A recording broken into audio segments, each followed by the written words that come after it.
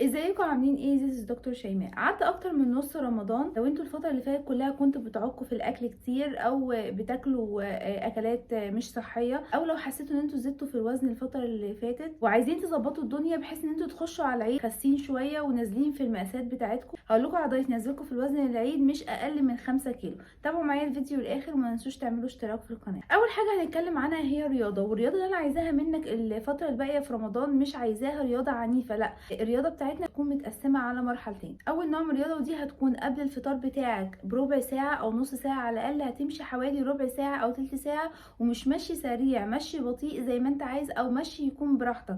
ليه؟ عشان طبعا بتكون في اخر الصيام فبتكون طاقتك قليله، فانا مش هطلب منك مجهود جامد قوي قبل الفطار. تاني نوع من الرياضه هيكون بعد الفطار بساعتين على الاقل، وده هيكون لمده ربع ساعه. هتكون اي نوع رياضه بتزود ضربات القلب بتاعتك، يعني زي نط الحبل، زي الرقص، زي الزومبا، زي المشي السريع، اي حاجه بتزود ضربات القلب عندك لمده ربع ساعه بس. نيجي بقى للفطار نفسه. هنقسم الاسبوع بتاعنا لحاجتين: ايام هناكل فيها نشويات وايام مش هناخد فيها نشويات. الايام اللي هناخد فيها نشويات هكلمكم عنها بالظبط كفطار وسحور، والايام اللي ما فيهاش نشويات هقول لكم برده تاخدوا فيها ايه بالظبط كفطار وسحور. في الايام اللي ما فيهاش نشويات هنيجي على الفطار هنكسر صيامنا على مشروب سد الشهيه. لو انت ما تعرفش مشروب سد الشهيه، الفيديو بتاعه تلاقيه نازل على القناه عندي، هسيب لكم اللينك بتاعه في الديسكربشن تحت. لو انت عندك مشاكل في المعده هحط لك برده في الديسكربشن تحت اللينك بتاع الوصفتين التانيين الناس اللي عندهم مشاكل في الجهاز الهضمي. بعد مشروب سد الشهيه هناخد طبق الشوربه بتاعنا. الشوربه بتاعتنا هتكون عباره عن شوربه عظام او شوربه كوسه، شوربه سبانخ،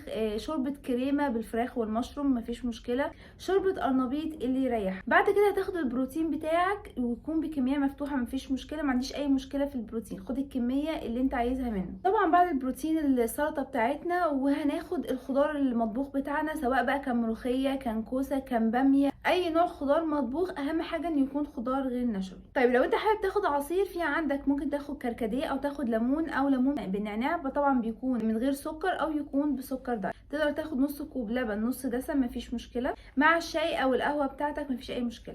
بين الفطار والسحور هنصوم خالص، مفيش اي اكل ما بين الفطار والسحور. هناخد السحور بتاعنا على الساعه 11 ونص بالليل، بحيث ان احنا نكون موقفين اكل الساعه 12 بالليل. نيجي في السحور للايام اللي ما فيهاش نشويات هناخد ايه؟ هناخد 2 بيض مسلوق او 2 بيض اومليت بنص معلقه صغيره زبده بلدي، زائد طبق السلطه بتاعنا، زائد علبه زبادي لايت، وطبعا يفضل زبادي يوناني لان نسبه البروتين فيه بتكون اعلى. طبق السلطه بتاعنا بيكون عليه معلقه صغيره من زيت الزيتون، او ان احنا ناخد 4 معالق فول كبار زائد بيضه مسلوقه. وبعد كده طبق السلطه بتاعنا برده هيكون عليه معلقه صغيره من زيت الزيتون. مفيش عيش مفيش توست ولا في اي نشويات خالص. وجبه السحور قبل السحور بتاعنا هناخد مكمل الكروميوم، في عندك كروماكس او كرومترون حسب البادجت بتاعتك، بيتاخد قبل السحور بنص ساعه على الاقل. طبعا انا مش محتاجه اوصيك ان ما بين الفطار والسحور لازم تشرب ميه كويس جدا جدا، لازم تقسم الميه بتاعتك على فترات، ما ينفعش تاخدها مره واحده. وطبعا ما فيش اي حلويات خالص الفتره الباقيه من رمضان، ما فيش اي نوع حلويات خالص هتاخده.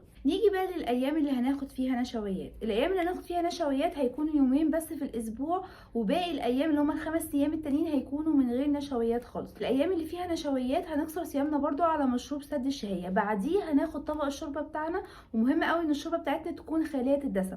لو انت مش عارف ازاي تاخد شوربه خاليه الدسم، يعني شوربه الفراخ او شوربه اللحمه بتاعتك، هتحطها في التلاجة هتلاقيها كونت وش فوق، الوش ده انت بتشيله، فكده بقى معاك شوربه خاليه الدسم. ما ينفعش تاخد شوربه كريمه. بعد كده ناخد البروتين بتاعنا عباره عن صدر دجاج مشوي او سمكه مشويه وسط. بعد كده هناخد طبق السلطه بتاعنا واي خضار مطبوخ موجود عندك زي كوسه باميه ملوخيه او سبانخ. بعد كده هناخد النشويات بتاعتنا عبارة عن 2 بطاطس وسط مسلوقين او يكونوا مشويين، او هتاخد 5 معالق رز مطبوخ او 7 معالق مكرونة، وبرده ممكن تاخد نص كوب لبن بس يكون خالي الدسم. لو انت مشيت على النظام ده الفترة الجاية صدقني هتخس مش اقل من 5 كيلو وممكن اكتر كمان حسب الحرق بتاعك.